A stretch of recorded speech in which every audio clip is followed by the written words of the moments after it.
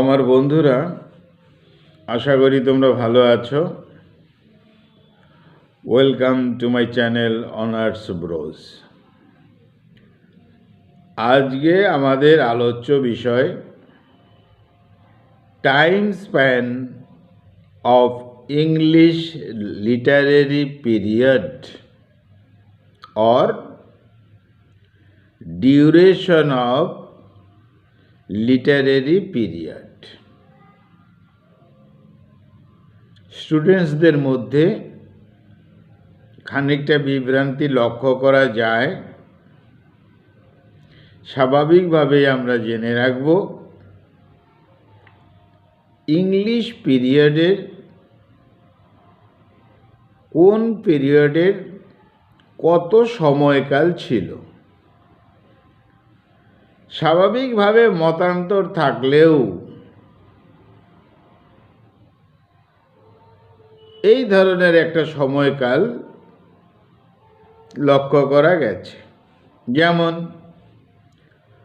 প্রথম English period, old English period অথবা Anglo Saxon period. যাকে ওল্ড ইংলিশ পিরিয়ড বলা হয় তাকেই অ্যাংলো স্যাক্সন পিরিয়ড বলা হয়। এই অ্যাংলো স্যাক্সন পিরিয়ডের সময়কাল হল 616 বছর, 616। তাহলে ওল্ড ইংলিশ অথবা অ্যাংলো স্যাক্সন পিরিয়ডের সময়কালটা ছিল 616 বছর। আমাদের মধ্যে একটা ধারণা তৈরি হবে যে কোন পিরিয়ডটা কত বছর সময়কাল ছিল, তাতে একটু সুবিধা হবে। তাহলে প্রথম গেল ওল্ড ইংলিশ পিরিয়ড আর অ্যাংলো স্যাক্সন পিরিয়ড, 616 বছর। এই ওল্ড ইংলিশের পর অথবা অ্যাংলো স্যাক্সনের পর যে পিরিয়ড আসে তার নাম অ্যাংলো নরমান পিরিয়ড। এই অ্যাংলো নরমান পিরিয়ড 284 বছর, 284। অর্থাৎ ওল্ড ইংলিশ, ইংল্যান্ডের পুরনো ইংলিশ, তার সাথে চলে এলো অ্যাঙ্গেলস আর স্যাক্সন, অ্যাংলো স্যাক্সন, তারা 616 বছর সাহিত্যের ক্ষেত্রে ডমিনেট করলো। তারপর চলে এলো অ্যাংলো নরমান, অর্থাৎ ফ্রান্স থেকে নরমানরা চলে এলো, তাদের সময়কাল 284, 284 বছর। তাহলে তুলনামূলকভাবে অ্যাংলো স্যাক্সনরা অনেক বেশি ছিল, ওরা ছিল 616 বছর। অ্যাংলো নরমানরা থাকলো বা লিটারেচারের উপর ডমিনেট করলো 284 বছর। এরপর একদম লাগোয়া the age of Chaucer. Age of Chaucer 50 বছর সময়কাল ব্যাপী ছিল। আবার বলছি, মতান্তর কিছুটা থাকবে, তবে কম বেশি মিলে এরকমটাই হবে। দ্য এজ অফ চসার 50 বছর সময়কাল। এই এজ অফ চসারকে নিয়ে, অর্থাৎ চসারকে নিয়ে মিডল ইংলিশ পিরিয়ড শুরু হলো।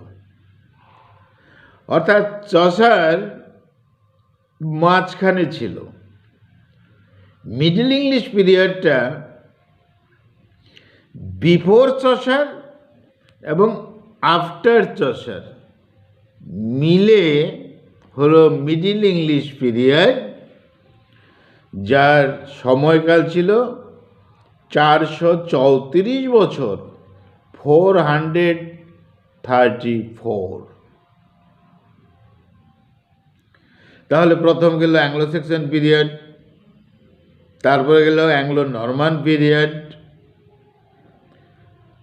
তারপর চসারকে নিয়ে middle English period, middle English পিরিয়ডের পর রেনেসাঁস পিরিয়ড।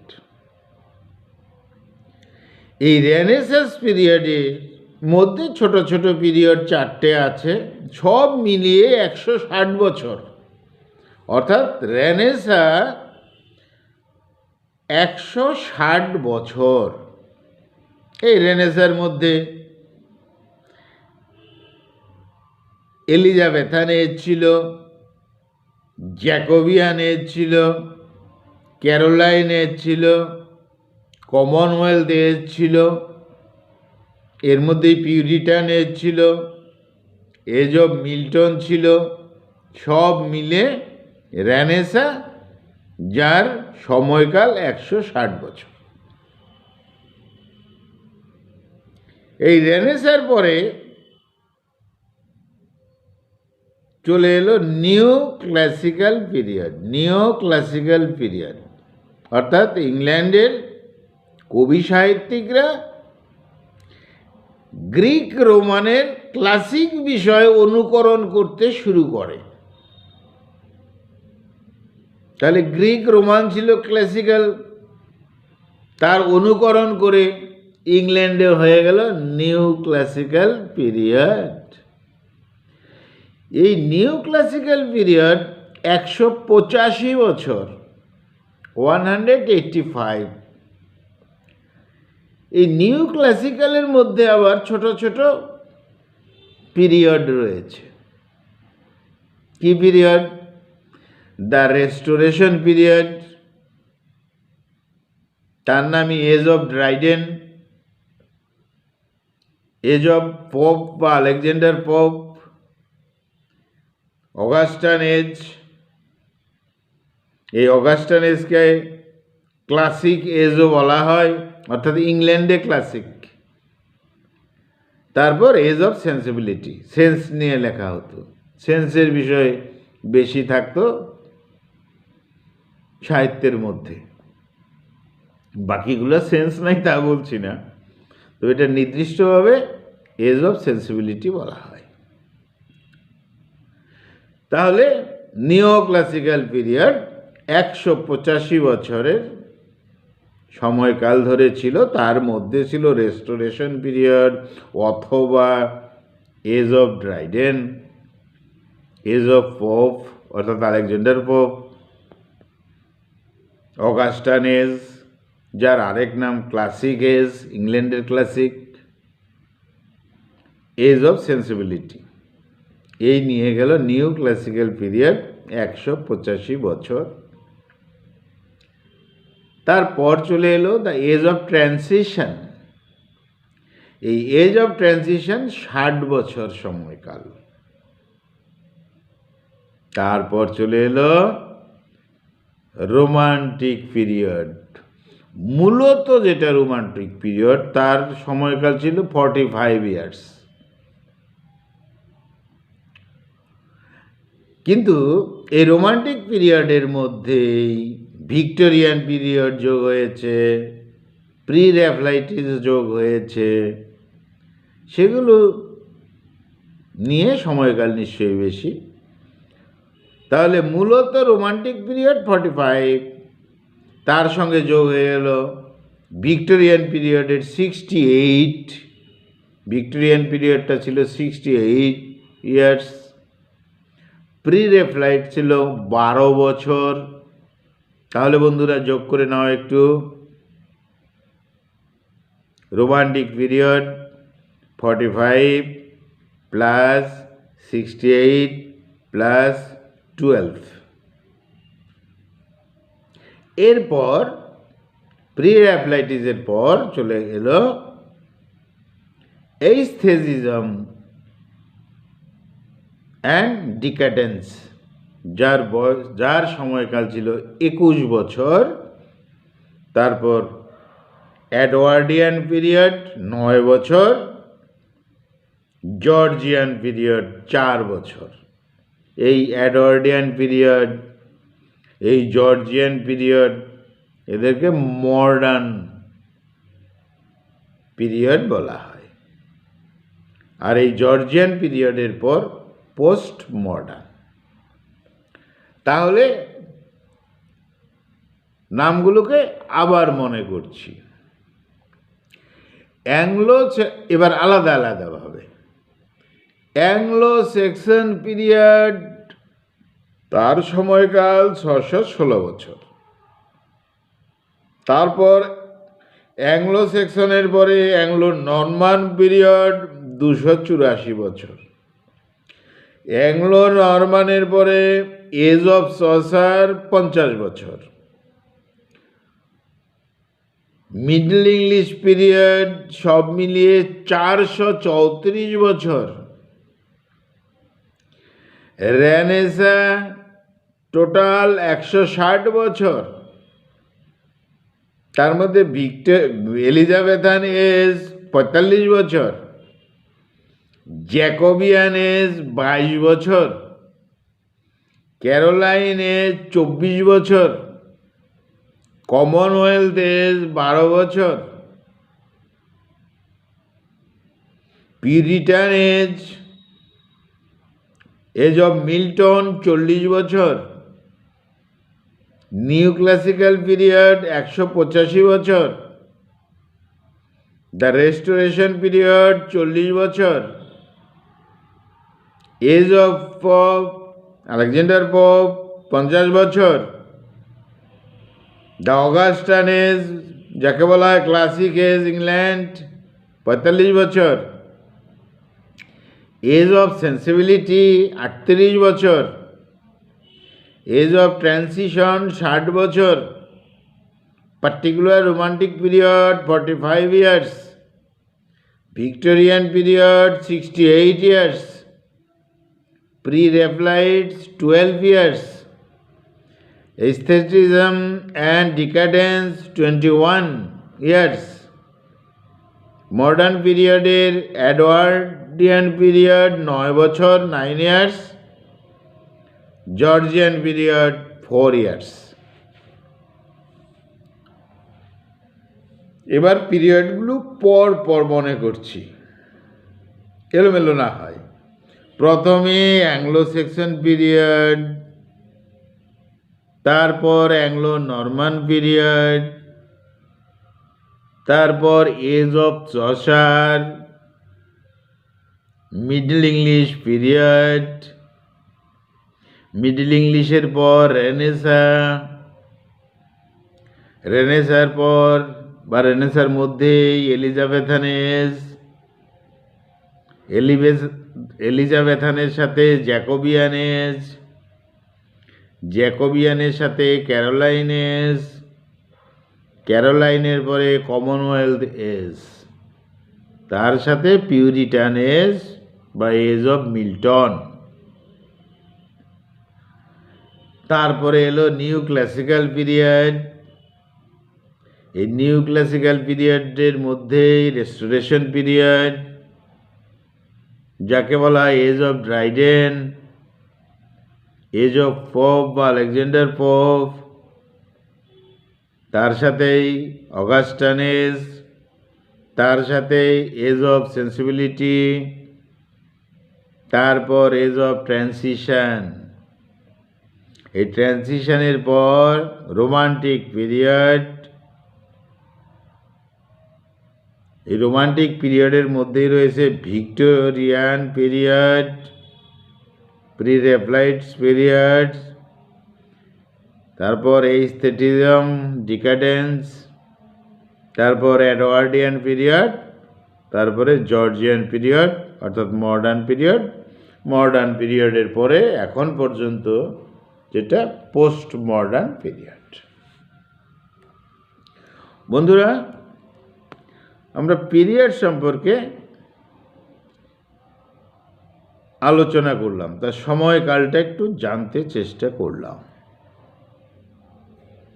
তবে আরেকটা বিষয় হলো যে কোনো কোনো period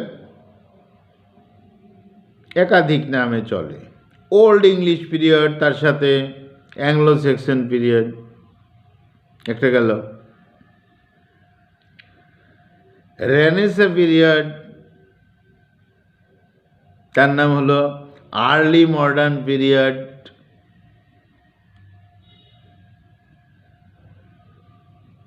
Puritan age, age of Milton. Restoration period, age of Dryden.